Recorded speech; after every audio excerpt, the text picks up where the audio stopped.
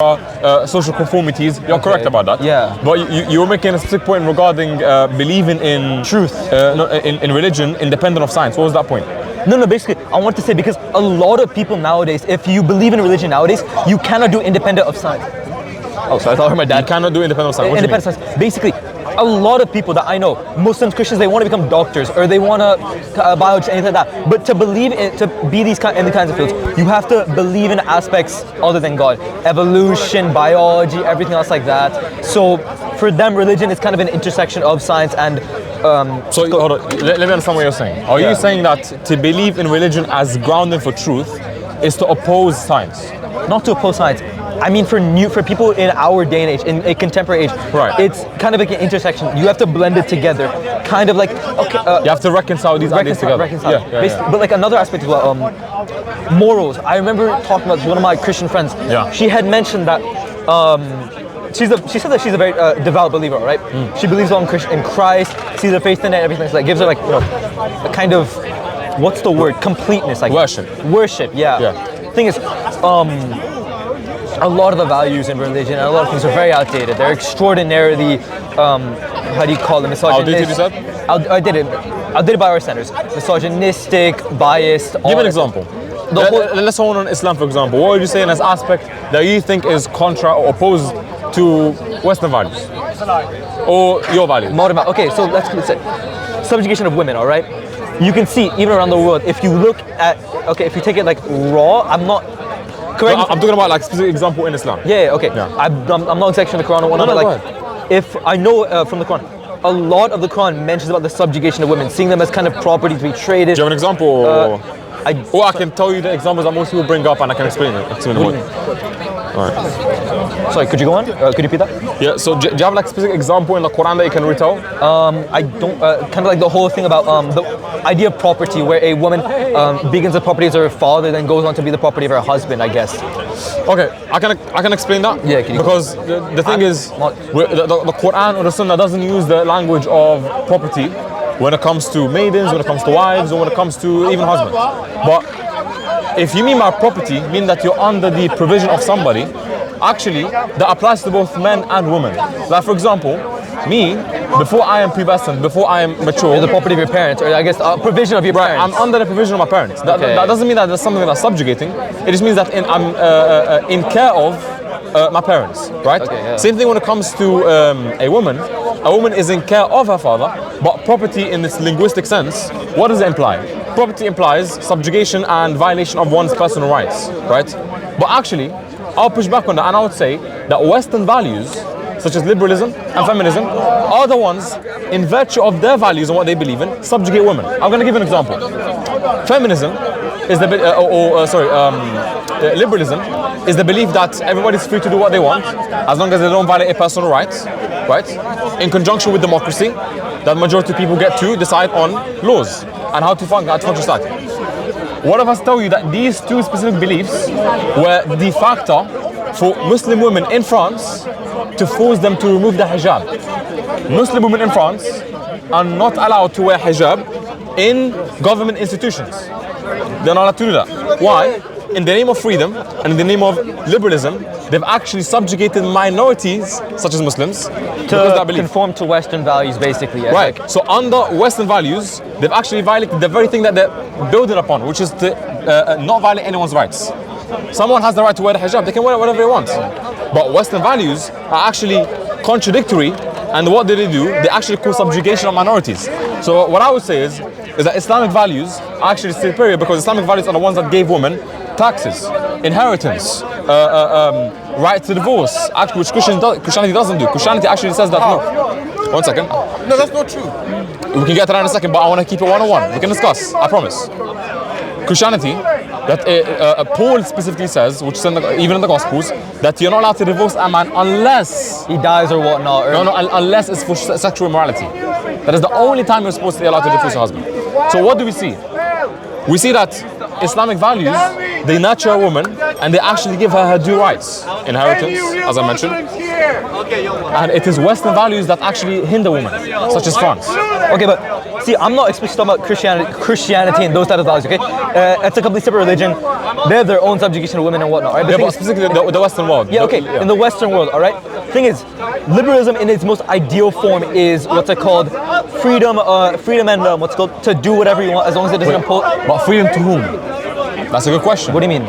Is it freedom to everybody to exercise their own religious values and their own religious beliefs? What if someone comes up to you and says, oh, this child wants to do a gender reformation surgery. Okay. Is he free to do so? But by that logic, the only way that liberalism works is by you being of a certain age, of a certain mental clarity. Okay, every sort of big decision is held at past certain age, because at that point, people have their own development. But the thing is, by this same logic, all right, you could have, for lack of a better word, like an extremely how do I describe stuff being extremely rude? That's fine. A very dumb person, a very, very dumb adult, all right? Right. Saying that they want to hold some type of extremely intensive care or some type of some type of extreme care, some type of gender reform surgery, okay? A democracy still means that you have to take both of those opinions at face value, take them, weigh them objectively in the same. But the reality is, and when we look at history, democracy and liberalism, they don't account for the factors that you mentioned. Okay, yeah. I'll give it the one example. The France thing, yeah. The France thing. And the second example, democracy, all that democracy says is that the majority of people can vote on a specific law. Let's look at history. Let's look at America. When in the past, what did it allow? They allowed intercourse with minors. Or with the Epstein thing. The reason why this whole Epstein thing happened is because most people allowed these things to occur. And it got to a stage where it got to. Now, here's the distinction. Here's what Islam says, and here's what modern liberalistic values say. Islam says that freedom should be used as a system to achieve justice. It's used to achieve a system. I'm just going to finish up. In the West, freedom is the system, meaning it is the factor by which everyone should operate by. Meaning, as long as I'm free, I can do whatever I want. The thing is that you're saying it should be that way, but the thing is, it doesn't happen in reality. It doesn't actually apply. Okay, but if you want to talk about reality versus execution, you're talking about the whole ideal versus execution type of scenario, okay? Right. Where ideal liberalism... I'm saying liberalism doesn't achieve that. Okay, yeah. Thing is, you could also say the same thing about Islam. Look at Afghanistan, look at places like that. Women are forced to wear their burqas and basically forced under extreme subjugation, torture, property, all that happening in these places, all right? Like, if you look at the protests, women in Afghanistan are protesting against... Can I comment on that? Sorry? Can I comment on that real quick? Yeah. Protesting on these types of things. Thing is, correct me if I'm wrong, does Islam have what's going to aspect of choice, where women have the ability to choose whether or not to be under the provision of somebody else? Do they? Yeah, it does. Of course. Exactly, yeah. So now you're basing off of execution versus ideals. Ideal liberalism means people have complete freedom to do what they want as long as it doesn't impose other people. Thing is, execution of liberalism, sure, it might not have this as well. Yeah. Thing is, Islam is also a complete, what's it called? It undergoes. It's the same. Meaning, look, I understand what you're saying. Undergoes the same kind. Expectation and execution. We see the same thing when it comes to liberalism in Islam. I understand that. Yeah. Okay. But I'm not attacking, and this is the very important part. I'm not attacking how we see liberalism implemented in the West. I'm attacking its fundamentals. Liberalism says that freedom is a system. It is not a way to achieve justice. Meaning, liberalism doesn't account for justice. For example, what do you mean by justice? Justice means that to give something is due right. I owe you money. The just thing to do is to give you your money. That is what justice is ultimately, right? So when a child says, "You want to go?" Oh yeah, I got a dip right now. 2 minutes. I'm just gonna. Oh, it's 2 minutes. It's just 2 minutes. Yeah, I'm gonna make a say. That's it. When a child comes and says, "Actually, I want to have a change of in gender my gender," right? The Westerners, they vote and they say that children should be allowed to do that. And guess what? Anybody who tells the child that they cannot do that should be subjugated. And we see that happen in America. The point is that liberalism at its core, because it doesn't reach for justice, it enables these things. So you're saying it enables people that do not have a mentally clear mind to create, to do decisions that basically will not have. But when it comes to Islam, Islam in its fundamentals, because it's driven by justice and uses freedom as a tool for justice, it doesn't enable these actions. Meaning any action that you see, for example, in Iraq, Iran, Syria, whatever may be the case, is directly condemned by the religion. But liberalism doesn't condemn these things because it's built into a system. That is the difference.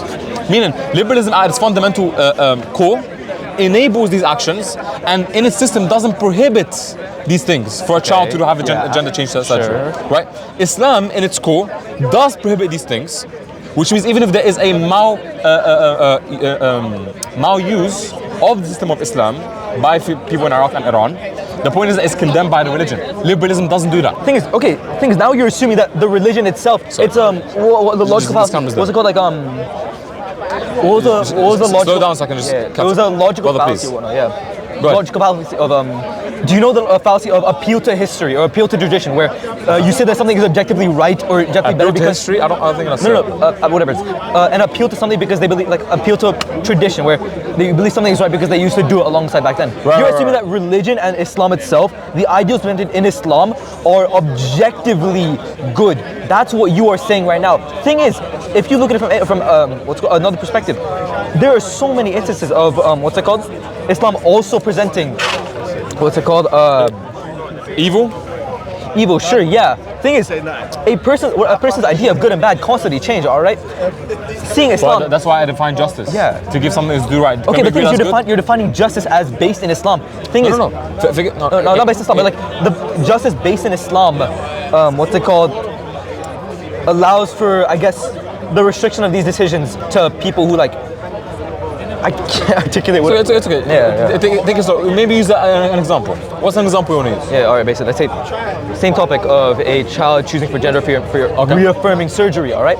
From our current perspectives and our current views, we believe that allowing a child to undergo these same surgeries and whatnot is, I guess, evil, inappropriate, or like it allows an immature person to have a very big decision over their lives. But you could say the same thing 100 years back. You could say a black person is not smart enough to undergo the same decisions, or basically a third of a human. They're not smart enough to undergo major decisions themselves.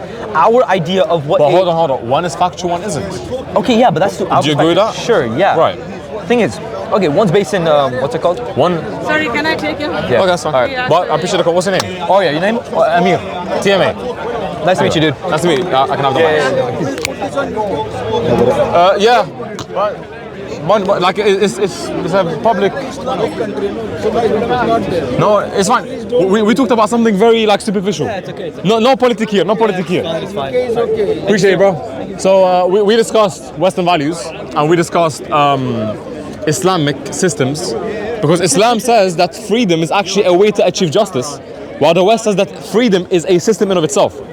Thing is that one enables injustice, and we mentioned the example in France where women are not allowed to wear the hijab in government institutions, which is clearly unjust, right? But Islam, because it uses freedom as a way to achieve justice, it actually upholds these morals and actually becomes higher in this regard than Western morality or Western values, right? We named the example of how the West is allowing children to change their genders, right? For example, vegetarians are stepping by and saying, actually no, animals have rights. You shouldn't actually violate animals' rights, right? They should be able to live just like how we live, right? So we see this big rise in the West, where they're actually in chase of freedom, in chase of these values, they're actually hindering the very thing they're supposed to uphold, which is justice, right? Barakallahu feekum. That's it, man. Wrap it up. What's the people them saying? Yeah, that's done. You guys done as well? You spoke? All right. No. We're going to set something up on Wednesday. Like in person?